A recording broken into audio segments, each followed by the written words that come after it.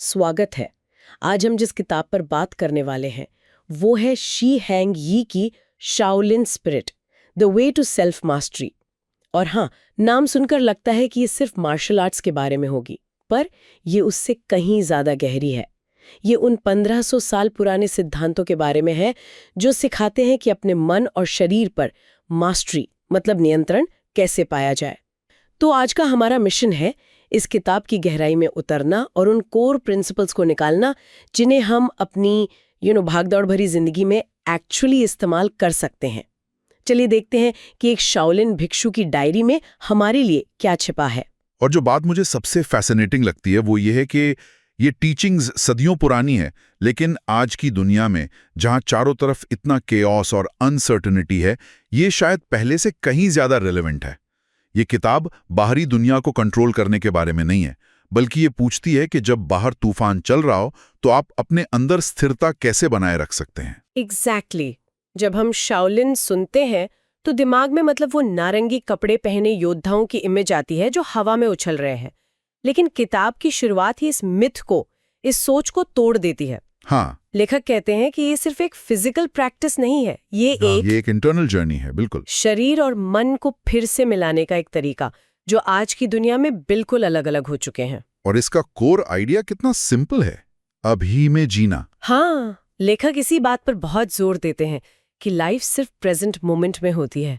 हमें अतीत का कोई दुख हो या भविष्य की कोई चिंता, उसे फील तो हम इसी पल अभी में करते हैं ना, है ना? सही बात है। तो अगर कोई भी बदलाव लाना है तो उसकी शुरुआत भी इसी अभी से करनी होगी। और ये आइडिया कितना पावरफुल है कि हम जिंदगी की लहरों पर बस ऊपर नीचे जाने के बजाय एक ऐसा इंटरनल बैलेंस बना सकते हैं जो हमें उन लहरों से ऊपर उठा दे। किताब में लिखा है कि ये स्थिरता हमें इतना ग्राउंडेड बना सकती है कि किसी की तारीफ हमें आसमान में न उड़ाए और किसी का अपमान हमें जमीन पर न गिरा दे। ऑनेस्टली ये सुनने में थोड़ा सुपर ह्यूमन लगता है। क्या मतलब आज की दुनिया में रहने वाले एक नॉर्मल इंसान के लिए ये रियलिस्टिक भी है? That's a fair question. देखिए, किताब ये नहीं कह रही कि हम अनफीलिंग रोबोट्स बन जाएं। पॉइंट ये नहीं है कि आपको अपमान फील ही ना हो। अच्छा, पॉइंट ये है कि आप उस फीलिंग को अपनी रिएक्शन तय करने न दें। असली मास्टरी उस फीलिंग और आपके एक्शन के बीच के उस पॉज में है। और वो पॉज आता कहाँ से? वो आता है वर्च्यूज यानी गुणों को साधने से। अच्छा, तो ये सिर्फ मेडिटेशन या फिजिकल ट्रेनिंग नहीं है, ये कैरेक्टर बिल्डिंग भी है। एग्जैक्टली। लेखक कहते हैं कि वफादारी, अनुशासन, इच्छा शक्ति, ये सब वो नींव हैं जिस पर शाओलिन स्पिरिट की इमारत खड़ी होती है। मार्शल आर्ट्स तो बस उस नींव को मजबूत करने का एक टूल है। ये सब सुनने में बहुत फिलोसॉफिकल लगता है, लेकिन लेखक शी हैंग यी की अपनी कहानी इसका सबसे बड़ा सबूत है। उनकी लाइफ स्टोरी तो मतलब किसी फिल्म की स्क्रिप्ट से कम नहीं है। हाँ बिल्कुल, वो लाओस से भागे हुए शरणार्थी माता पिता के बेटे थे जो जर्मनी में पले बढ़े। और उनका बचपन कन्फ्यूशियसवाद के सिद्धांतों से घिरा था, जहां परिवार में हार्मनी और बड़ों का सम्मान सबसे ऊपर था। इसी माहौल में उनके पिता ने उन्हें सिर्फ 4 साल की उम्र में शाओलिन ट्रेनिंग के लिए भेज दिया। 4 साल का बच्चा, इमेजिन। लेकिन कहानी में ट्विस्ट तब आता है जब वो टीनेजर होते हैं और इस रास्ते को छोड़ देते हैं। हाँ, वो एक भटकने वाले दौर से गुजरते हैं। यूनिवर्सिटी जाते हैं, नाइट लाइफ देखते हैं, ड्रग्स और लड़ाइयों का भी सामना करते हैं। वो पूरी तरह से उस दुनिया में डूब जाते हैं जिसे उन्होंने पहले कभी नहीं देखा था। और यहीं पर उनकी जिंदगी का टर्निंग पॉइंट आता है। बिल्कुल। एक रात एक लड़ाई के दौरान किसी ने उनके सिर पर बंदूक तान दी और उस पल सालों की मार्शल आर्ट्स ट्रेनिंग के बावजूद उन्हें एहसास हुआ कि उनकी जिंदगी और मौत के बीच बस एक गोली का फासला है। उनका सारा फिजिकल स्किल उस पल बेकार था। आप सोच सकती हैं उस पल उनके दिमाग में क्या चल रहा होगा। उन्होंने खुद से पूछा, मैंने दशकों तक ये सब क्यों सीखा? सुबह 4 बजे उठकर ट्रेनिंग क्यों की? अगर अंत में नतीजा यही होना है तो इस सब का फायदा क्या हुआ? और उसी सवाल में उन्हें अपना जवाब मिला। उन्हें ज्ञान हुआ कि शाओलिन की असली ट्रेनिंग दूसरों से लड़ने के लिए नहीं है, बल्कि खुद पर विजय पाने के लिए है। हाँ, असली कंपटीशन किसी और से नहीं बल्कि आपके अपने बीते हुए कल से है। That was his aha moment। इसी एहसास के बाद वो वापस शाओलिन के रास्ते पर लौटे, लेकिन एक बिल्कुल नई समझ के साथ। और आगे चलकर उन्होंने शाओलिन टेम्पल यूरोप की स्थापना की। तो इस लाइफ चेंजिंग इवेंट ने उन्हें शाओलिन के रास्ते पर वापस तो ला दिया, पर एक नए पर्सपेक्टिव के साथ। तो सवाल ये है कि उन्होंने ऐसा किया कैसे और हम ये सब अपनी जिंदगी में कैसे उतार सकते हैं।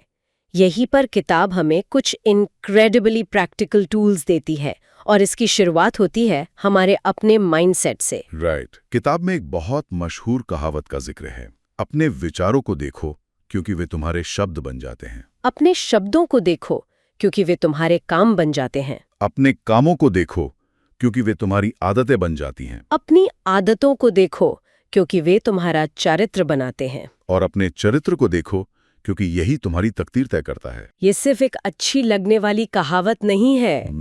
Think about it. आज हम जिसे नेगेटिव सेल्फ टॉक या इम्पोस्टर सिंड्रोम कहते हैं, ये वही तो है। शाओलिन परंपरा इस बात को सदियों पहले समझ गई थी कि हम जो कहानी खुद को सुनाते हैं वही हमारी हकीकत बन जाती है। बिल्कुल। इसी माइंडसेट को समझने के लिए लेखक 3 तरह की मेंटल स्टेट्स के बारे में बताते हैं। पहली है खुला मन, ओपन माइंड। इसका मतलब है किसी भी चीज को बिना जज किए, बिना कोई लेबल लगाए, बस एक ऑब्जर्वर की तरह देखना। जैसे एक पेड़ को बस देखना, ये सोचे बिना कि वो सुंदर है या बदसूरत, या उससे हमें क्या फायदा हो सकता है। जैसे ऑफिस में किसी कलीग को बस ऑब्जर्व करना, बिना ये सोचे कि ये मेरा कॉम्पेटिटर है या ये हमेशा लेट आती है। Exactly. Just pure observation. दूसरी अवस्था है निर्देशित मन, डायरेक्टेड माइंड। ये तब होता है जब आपका एक क्लियर गोल होता है और आप लेजर फोकस्ड होकर उसे पाने में लग जाते हैं। इसमें कोई डिस्ट्रैक्शन नहीं होता, सिर्फ लक्ष्य होता है। और तीसरी जिससे हमें बचना है वो है जिद्दी मन, स्टबन माइंड। ये स्टबन माइंड क्या है? ये डायरेक्टेड माइंड से अलग कैसे है? द स्टबन माइंड एक ट्रैप है जिसमें हम में से कई लोग फंस जाते हैं। इमेजिन कोई सालों तक एक प्रमोशन के पीछे भाग रहा है, इसलिए नहीं कि उसे वो काम पसंद है, बल्कि इसलिए कि उसके माता पिता या सोसाइटी उससे ये एक्सपेक्ट करती है। अच्छा, that's the stubborn mind at work. एक ऐसे गोल पर जबरदस्त एनर्जी वेस्ट करना जो असल में आपका है ही नहीं। किताब कहती है कि ये बर्नआउट का फास्ट ट्रैक है। ओके, तो हमने मन को साधने की बात की, लेकिन शाओलिन परंपरा में मन और शरीर जुड़े हुए हैं। तो क्या इन मेंटल स्टेट्स को साधने का कोई फिजिकल तरीका भी है? बिल्कुल, और ये तरीका सुनने में बहुत ही अजीब और सिंपल लगता है। इसे कहते हैं ज़ान जुआंग, जिसका मतलब है एक पेड़ की तरह खड़ा होना। मैंने इसे अपने लिविंग रूम में ट्राई किया और मेरा डॉग बस 10 मिनट तक मुझे घूरता रहा, कंप्लीटली कंफ्यूज्ड। पर कुछ मिनटों के बाद मुझे समझ आने लगा कि लेखक का इंटरनल बैटल से क्या मतलब था। And that sounds almost two simple, right? बस खड़े हो जाओ। बट जैसा कि आपने महसूस किया, कोई भी जो इसे 5 मिनट के लिए भी ट्राई करता है, उसे पता चलता है कि असली लड़ाई तो अंदर शुरू होती है। आपके पैर कांपने लगते हैं, आपका दिमाग चिल्लाता है कि छोड़ दो। हाँ, और हर वो मसल जिसे आप जानते भी नहीं थे, वो कंप्लेन करना शुरू कर देती है। एग्जैक्टली। यही तो ट्रेनिंग है। The idea is to remain externally still, जबकि आपकी इंटरनल वर्ल्ड में क्योस मचा हुआ है।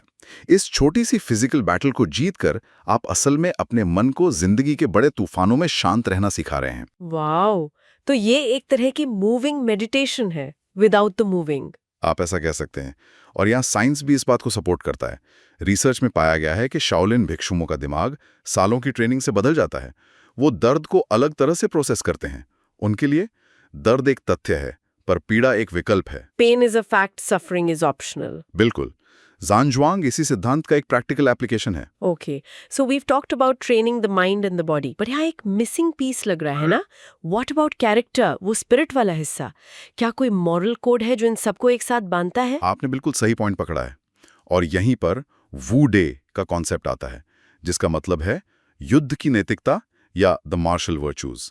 लेखक इन्हें आपके इंटरनल सॉफ्टवेयर की तरह डिस्क्राइब करते हैं, जो आपके फिजिकल हार्डवेयर को चलाता है। अच्छा, आपके पास दुनिया का सबसे मजबूत शरीर हो सकता है, लेकिन सही एथिकल सॉफ्टवेयर के बिना वो ताकत बेकार है या खतरनाक भी हो सकती है। तो ये वू डे के गुण कौन से हैं? कई हैं, जैसे विनम्रता, ह्यूमिलिटी। इसका मतलब सिर्फ पोलाइट होना नहीं है, बल्कि ये एक्सेप्ट करना है कि आपसे गलती हुई है और आप क्रिटिसिज्म से सीख सकते हैं। या फिर दृढ़ता, परसिवियरेंस, जो आपको तब भी प्रैक्टिस जारी रखने की ताकत देती है जब आपका बिल्कुल मन ना हो। ये वो गुण हैं जो हमें मुश्किलों का सामना करने की असली शक्ति देते हैं। हाँ, किताब में लेखक एक बेहतरीन सजेशन देते हैं।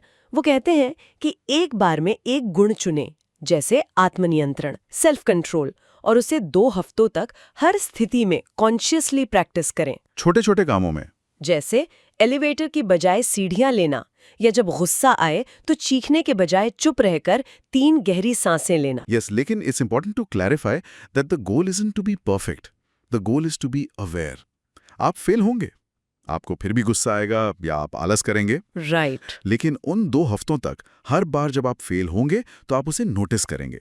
That awareness is the real training. और ये आज के कॉन्टेक्स्ट में कितना रेलेवेंट है। What's a bigger test of self control than not picking up your phone every 2 minutes. शायद मॉडर्न इक्विवेलेंट यही है कि अपने फोन को 1 घंटे के लिए दूसरे कमरे में रख दो। It's the same muscle. Exactly. और ये गुण सिर्फ किताबी बातें नहीं है। Remember that moment when the author had a gun pointed at him? हाँ। उस स्प्लिट सेकंड में उनकी फाइटिंग स्किल काम नहीं आई। जो काम आया वो था उनका आत्मनियंत्रण, उनका वो डे जिसने उन्हें सिचुएशन को एस्केलेट करने से रोका। वहीं पर इस ट्रेनिंग की असली कीमत पता चलती है। तो इन सब का क्या मतलब है?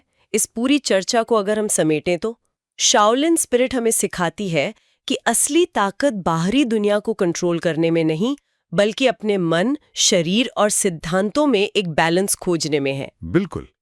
किताब के अंत में एक बहुत गहरी बात कही गई है जो मेरे साथ रह गई। लेखक कहते हैं कि जीवन में 2 सबसे बड़ी गलतियां हैं।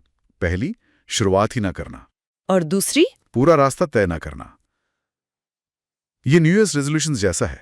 हम अक्सर बड़े बड़े संकल्प लेते हैं, लेकिन हमारी पुरानी आदतें हमें आगे नहीं बढ़ने देती। शाओलिन का रास्ता हमें सिखाता है कि कंसिस्टेंसी ही की है। छोटा कदम उठाओ, पर हर रोज उठाओ। तो इस चर्चा को एक विचार के साथ समाप्त करते हैं जिस पर मनन किया जा सकता है। हमारी जिंदगी में वो क्या है जो सच में इम्पोर्टेंट है, और अगर हमें पता है कि वो क्या है, तो हम उस रास्ते पर पहला कदम उठाने से खुद को क्यों रोकते हैं? शायद असली लड़ाई बाहर किसी से नहीं, बल्कि हमारे अंदर ही है।